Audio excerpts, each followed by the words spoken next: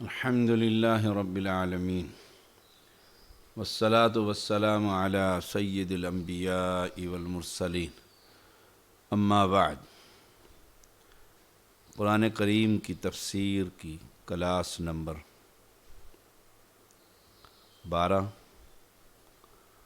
آیت نمبر 19 سے شروع کر رہے ہیں۔ اعوذ باللہ من الشیطان الرجیم او کصیب من السماء فیہ ظلمات ورعد وبرق یجعلون اصابعهم فی آذانهم من الصواعق حذر الموت واللہ محیط بالکافرین یکاد البرق یخطف ابصارهم کلما اضاء لهم مشوا فیہ وَإِذَا أَظْلَمَ عَلَيْهِمْ قَامُوا وَلَوْ شَاءَ اللَّهُ لَذَهَبَ بِسَمْعِهِمْ وَأَبْصَارِهِمْ إِنَّ اللَّهَ عَلَى كُلِّ شَيْءٍ قَدِيرٌ۔ فرمایا یا جیسے آسمان سے اترنے والی بارش جس میں کئی اندھیرے اور گرج اور چمک، وہ کڑکنے والی بجلیوں کی وجہ سے موت کے ڈر سے اپنی انگلیاں اپنے کانوں میں ڈال لیتے ہیں، اور اللہ کافروں کو گھیرنے والا ہے۔ بجلی قریب ہے کہ ان کی نگاہیں اچک کر لے جائے، جب کبھی وہ ان کے لیے روشنی کرتی ہے تو اس میں چل پڑتے ہیں، اور جب ان پر اندھیرا کر دیتی ہے کھڑے ہو جاتے ہیں، اور اگر اللہ چاہتا تو ضرور ان کی سماعت اور ان کی نگاہیں لے جاتا، بے شک اللہ ہر چیز پر پوری طرح قادر ہے۔ یہ مثال اللہ تعالیٰ نے منافقین کی دوسری جماعت کے بارے میں بیان فرمائی، جو لوگ بظاہر تو مسلمان ہو گئے تھے مگر ایمان کی کمزوری کی وجہ سے ہمیشہ شک اور تذبذب میں مبتلا رہتے تھے۔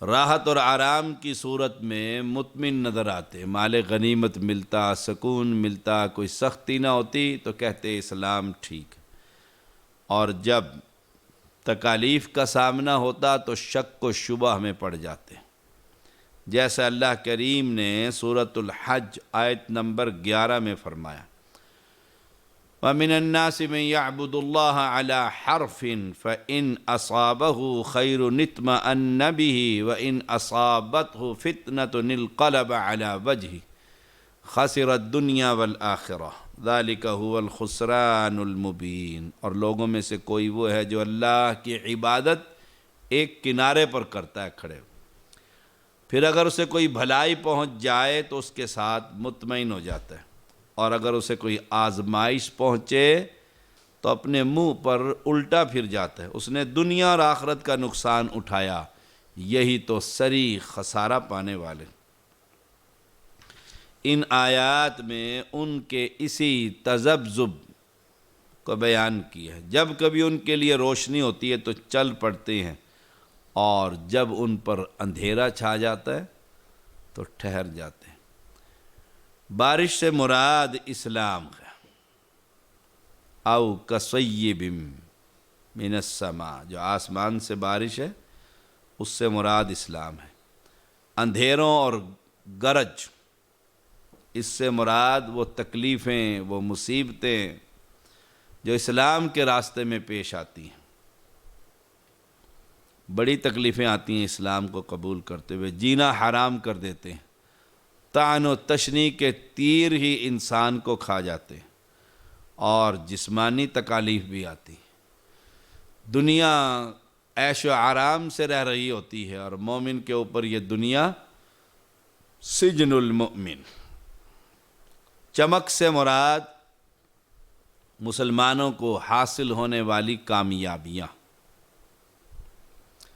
اور کڑکنے والی بجلیوں سے مراد جہاد کے احکام، جن میں منافقین کو موت دکھائی دیتی ہے۔ سبحان اللہ۔ دین اسلام میں آخر سب نعمت ہے، مگر اول کچھ محنت ہے، پھر اللہ کی طرف سے ان مع العسر یسرا، جیسے بارش کہ آخر اسی سے آبادی، اول کڑک، جیسے آج اسلام آباد میں ساری رات ہو گئی ہے، کڑک بجلی کی چمک، گھن گرج، منافق لوگ اول سختی سے ہی ڈر جاتے ہیں۔ اتنی زور سے بادل اور بجلی کڑکتی ہے اور بادلوں کی آواز، ان کی مثال کہ منافق اسلام کے شروع میں ہی سختی آتی ڈر جاتے، اور ان کو آفت سامنے نظر آتی ہے۔ جیسے بادل کی چمک میں کچھ اجالا ہوتا ہے، روشنی آتی ہے، بجلی چمکتی ہے، لائٹ ہوتی ہے، اور کبھی بالکل اندھیرا ہو جاتا ہے۔ اللہ اکبر۔ منافق کے دل میں بھی یہی حال ہوتا ہے، کبھی اقرار اور کبھی انکار، کبھی کہتا ہے اسلام ٹھیک اور کبھی کہتا ہے کس مصیبت میں پھنس گئے۔ اللہ اکبر۔ وَلَوْ شَاءَ اللَّهُ لَذَهَبَ بِسَمْعِهِمْ وَأَبْصَارِهِمْ إِنَّ اللَّهَ عَلَى كُلِّ شَيْءٍ قَدِيرٌ، اور اگر اللہ چاہتا تو پہلے گروہ کی طرح ان کی سماعت اور ان کی نگاہیں لے جاتا، مگر اللہ کا دستور ہے، اللہ کی سنت ہے کہ جو شخص جس حد تک سننا اور دیکھنا چاہے وہ اسے سننے اور دیکھنے کا موقع میسر کرتا ہے۔ اللہ ہر چیز پر قادر ہے۔ یا ایھا الناس اعبدوا ربکم الذی خلقکم والذین من قبلکم لعلکم تتقون۔ یا ایھا الناس، اے لوگو، تمام لوگوں کے سامنے اصل بات پیش کی جا رہی ہے۔ اعبدوا ربکم الذی خلقکم، عبادت کرو اپنے رب کی۔ یہ دعوت ہے قرآن کی، حقیقی دعوت، جس کے لیے کتابیں، جس کے لیے صحیفے، جس کے لیے انبیاء، اولو العزم پیغمبر، اللہ کو ایک ماننا اور اس کی عبادت میں کسی کو شریک نہ کرنا۔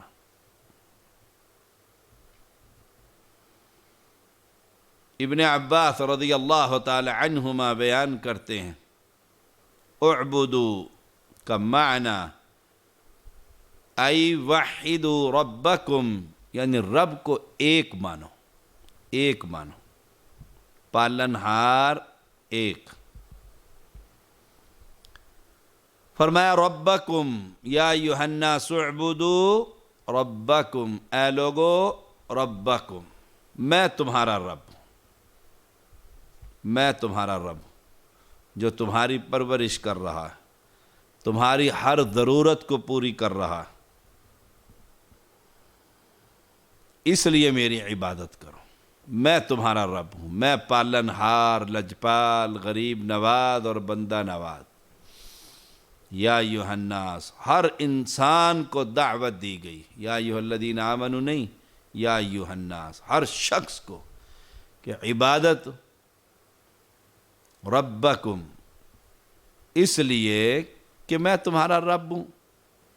نمبر 2، الذی خلقکم، تمہاری تخلیق میں نے کی ہے، پیدا میں نے کیا، باقی نعمتیں اس کے بعد، تمہارا جوڑ میں نے بنایا، 360 جوڑ میں نے بنائے، آنکھ کا نور اور کان کی سماعت اور زبان کی قوت گویائی اور ہاتھ کا پکڑنا اور قدموں کا چلنا میں نے بنایا۔ الذی خلقکم، اور جگہ جگہ قرآن مقدس میں یہ بات اللہ تعالی نے بیان کی۔ فرمایا وَلَئِن سَأَلْتَهُم مَّنْ خَلَقَهُمْ لَيَقُولُنَّ اللَّهُ، سورۃ زخرف آیت نمبر 78۔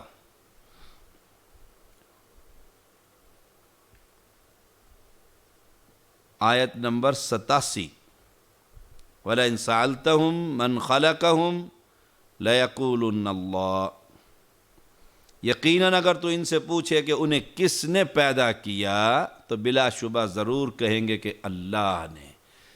تو عبادت اللہ تیری کیوں کریں؟ اس لیے اللہ نے جواب دیا میری عبادت اس لیے کرو کہ میں تمہاری پرورش کرتا ہوں ربکم۔ نمبر 2، الذی خلقکم، خالق بھی میں، جب پرورش میرے ذمے ہے اور تخلیق میں نے کی ہے، خالق میں ہوں، تو اعبدو، عبادت بھی رب کی ہوگی۔ سجدہ، رکوع، قیام ایک اللہ کے لیے ہوگا۔ اور جو آج امت کی اکثریت عبادت قبروں کی، زندوں کی اور مردوں کی، سندھ کے اندر بالخصوص اور پنجاب میں بالعموم، زندہ کے سامنے یہ زندہ انسان اس کے قدموں میں پڑا ہوتا ہے اور وہ اس کو تھپکیاں دے رہا ہوتا ہے، شاباش۔ ابلیس نے ان کے یہ سارے اعمال مزین کر کر دکھا دیے، اور پھر جب یہ پڑھا لکھا انسان، پرائم منسٹر بھی بابا فرید کے در پر جا کر سجدہ کرتا ہے تو حواری اس کے کہتے ہیں کہ یہ تعظیمی سجدہ ہے۔ شریعت محمد صلی اللہ علیہ وسلم میں تعظیمی سجدہ بھی حرام، تعظیمی سجدہ بھی حرام ہے۔ کسی صحابی نے محمد الرسول اللہ صلی اللہ علیہ وسلم کے قدموں میں سر رکھ کر سجدہ کیا، یہ نبی اکرم صلی اللہ علیہ وسلم سے بڑے؟ فرمایا او انسانیت، او آدم کی اولاد، میں تمہارا رب ہوں۔ دوسری نعمت یہ ہے کہ الذی خلقکم، میں نے تمہاری تخلیق کی ہے، سر کے بالوں سے لے کر پیر کے ناخن تک ایک ایک شے میں نے بنائی، اور تمہاری ہی نہیں، والذین من قبلکم، تم سے پہلے جن کو بھی پیدا کیا، سب کی تخلیق اور سب کا پالنہار میں ہی۔ کوئی شخص یہ کہے کہ آدم علیہ السلام کی اولاد میں سے کہ میری تخلیق تو رب نے نہیں کی، پھر کس نے کی؟ اپنا خالق دکھا۔ اگر تیری تخلیق رب نے نہیں کی تو اپنا خالق دکھا۔ ماں کے پیٹ کے اندر داخل ہو کر سجادہ نشین اور مخدوم اور گدی نشین اور سرکاروں نے کس کس نے مل کر تیری کون کون سی شے بنائی، سبحان اللہ۔ اور عبادت کا مقصد لعلکم تتقون، تاکہ تم اللہ کی گرفت سے بچ جاؤ، جہنم سے بچ جاؤ، سبحان اللہ۔ تتقون، تقوی، تاکہ تم بچ جاؤ کس چیز سے؟ جہنم سے، اللہ تعالیٰ کی گرفت اور پکڑ سے۔ گویا اللہ کی پکڑ سے بچنے کا واحد طریقہ اللہ کی عبادت، اللہ کے سامنے کھڑے ہو جاؤ، سبحان اللہ۔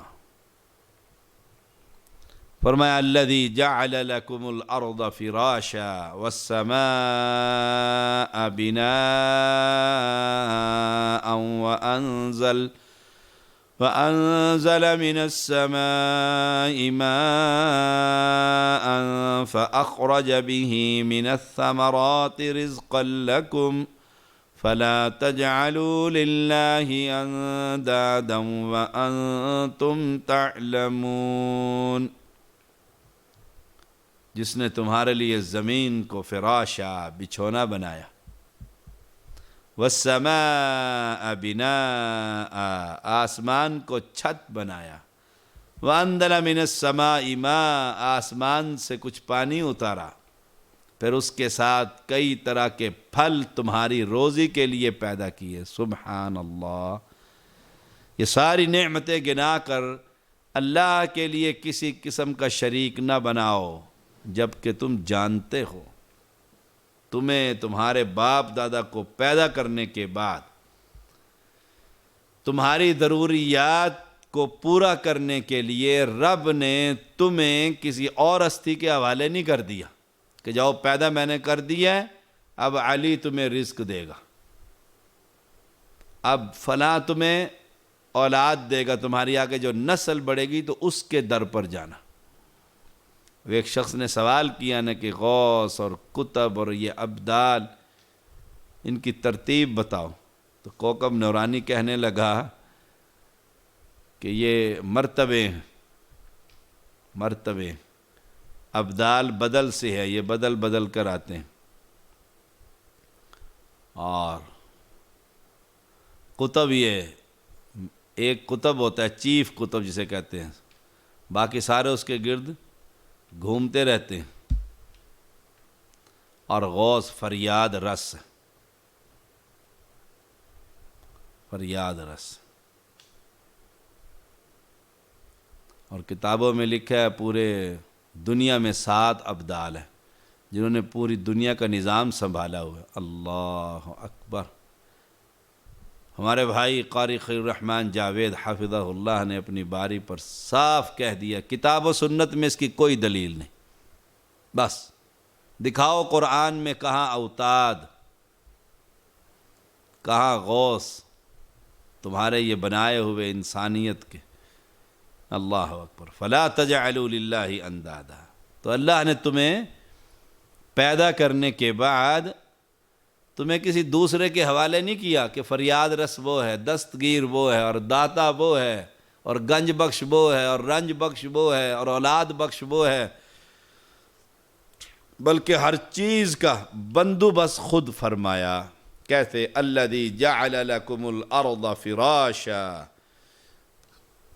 تمہارے لیے زمین کو بچھونا بنا دیا، فرش بنا دیا، والسماء بنا، اور آسمان کو چھت بنا دیا۔ دنیا کے کسی کونے میں چلے جاؤ، اللہ کی زمین اور اللہ کا آسمان۔ کوئی باغی رب کا یہ کہے کہ میں رب کی زمین پر نہیں رہتا، تو نکل کر دکھائے، نکل کر دکھائے، پوری دنیا کا چکر لگا لے، سمندر پار چلا جائے، جہاں بھی جا کر اس کا جہاز، کشتی، لنگر انداز ہوگی، وہاں میرے رب کا آسمان بھی ہوگا، میرے رب کی زمین بھی ہوگی۔ پھر وَأَنزَلَ مِنَ السَّمَاءِ مَاءً، آسمان سے پانی برسایا۔ اللہ اکبر۔ پھر اس پانی کے ذریعے اللہ تعالی نے تمہارے لیے رزق لکم، تمہارے لیے، رب کو کوئی ضرورت نہیں، تمہارے لیے پھلوں کا بندوبست کر دیا۔ ایک ہی پلاٹ، اسی میں آپ نے اخروٹ، سیب، خمانی، لوکاٹ، مختلف قسم کے پودے لگا رکھے، ایک ہی زمین کا ٹکڑا ہے، پانی بھی ایک جگہ سے، آسمان سے پانی برسا، پودوں کو ملا، ایک ہی پلاٹ ہے، اور اس ایک ہی پلاٹ کے اندر سے ہی مختلف قسم کے پھل اور ذائقے اللہ نے تمہیں دیے، اب بھی تم اللہ کا شریک بناتے ہو۔ سبحان اللہ۔ اور تمہیں علم بھی، اللہ کا شریک نہ بناؤ۔ فلا تجعلوا للہ اندادا، اللہ کا شریک نہ بناؤ۔ اگر تم نے داتا علی حجویری کو ماننا ہے اور دستگیر تم نے کسی اور کو ماننا ہے، اور غوث اعظم تم نے پیر عبد القادر جیلانی کو ماننا ہے، اور گنج بخش تم نے لاہور کے علی حجویری کو ماننا ہے، اور رنج بخش اور اولاد بخش اور پتہ نہیں کیا کیا بخش کسی اور کو ماننا ہے، تو پھر ایک کام تو کرو نا، رب کی زمین سے نکل جاؤ، رب کے آسمان کے نیچے سے نکل جاؤ۔ کہ ہم تیری زمین پر نہیں رہتے، تیری عبادت اس لیے نہیں کرتے کہ ہم تیری زمین پر نہیں رہتے، ہم تو اپنے بابے کی بنائی ہوئی زمین پر رہتے۔ سبحان اللہ۔ پھر اللہ کے یہ پیدا کردہ ثمرات، رزق لکم، یہ مت کھاؤ، کہو یہ اللہ تیرے پیدا کرتے ہیں، ہم جو رزق کھا رہے ہیں وہ ہمارے بابوں نے پیدا کیا، ہمارے بزرگوں نے پیدا کیا، ہمارے سیدوں نے اور مخدوموں نے پیدا کیا۔ ممکن ہے؟ سوال ہی پیدا نہیں ہوتا کہ اللہ کے آسمان اور زمین سے کوئی شخص نکل جائے اور اللہ کا دیا ہوا رزق اس کے علاوہ اسے کہیں سے کوئی رزق میسر آ جائے، سبحان اللہ۔ فرمایا فَلَا تَجْعَلُوا لِلَّهِ أَنْدَادًا، پس اللہ کے لیے کسی قسم کا شریک نہ بناؤ۔ وَأَنْتُمْ تَعْلَمُونَ، اور تم جانتے ہو، تمہیں علم ہے۔ یہ وہ دعوت ہے جو انبیاء کی دعوت، یہ وہ دعوت ہے جس کے لیے آسمان سے اللہ نے 1,24,000 کم و بیش انبیاء کی جماعت بھیجی۔ یہ وہ دعوت توحید ہے۔ یا ایھا الناس اعبدوا ربکم الذی خلقکم، لوگوں کو ان کو اپنے جسم میں غور و فکر کرنے کی دعوت دو۔ خلقکم، اسے قرآن پڑھنا نہیں آتا، اسے حدیث پڑھنی نہیں آتی، اسے صرف نحو نہیں آتی، اسے گرامر نہیں آتی، نحو البعد اس نے نہیں پڑھی، تو پھر اسے کہو ذرا اپنی باڈی پر تو سوچ، فکر تو کر، یہ کس نے تخلیق کی؟ ان گن سر کے اوپر بال ہیں، یہ کس نے پیدا کی؟ جن کو تو اللہ کا شریک بنا رہا ہے، کیا وہ ان بالوں کی تعداد گن کر بتلا سکتے ہیں؟ دیکھو اتنے سے سر کے اوپر بال ہیں صرف، اور ان کی تعداد سبحان اللہ۔ ان کو بتلاؤ یہ ہاتھوں کے پور اور یہ ناخن کا بڑھنا، ہر ہفتے کاٹتے ہیں اور پھر یہ بڑے ہو جاتے ہیں، سبحان اللہ۔ بچہ پیدا ہوتا ہے اور پھر دیکھو کیسے گروتھ ہوتی جاتی ہے، کڑیل جوان ہو جاتا ہے۔ کس نے بنایا؟ سبحان اللہ، سبحان اللہ۔ پھر بابے کے نام کے سر کے بالوں پر ڈولے شاہ کے چوہوں کے نام پر چٹیا کیوں چھوڑ دیتے؟ بال تو رب نے اگائے اور چٹیا تم نے بابے کے نام کی چھوڑ دی۔ انسان کی تخلیق تو رب نے کی، ہاتھ میں تم نے حسین رضی اللہ تعالیٰ عنہ کے نام کا کڑا پہن لیا، پاؤں کے اندر لوہے کا کڑا پہن لیا علی کے نام کا۔ تخلیق تو اللہ نے کی ہے، اور جن کے نام کا پہنا ہے ان کی تخلیق کس نے کی؟ سبحان اللہ۔ بس یہ سادے سے سوالات ہیں، کسی مشرک سے گفتگو کرنی، اسے کو اچھا تمہیں کس نے پیدا کیا؟ علی نے پیدا کیا؟ کہتے نہیں، اللہ نے پیدا کیا۔ جب پیدا اللہ نے کیا ہے تو پھر عبادت اسی کی ہوگی، جو پیدا کرتا ہے اسی کی عبادت ہوتی ہے، اسی کی عبادت ہوتی ہے۔ اللہ اسی پر زندہ رکھے اور اسی پر موت نصیب فرمائے۔ وآخر دعوانا ان الحمد للہ رب العالمین۔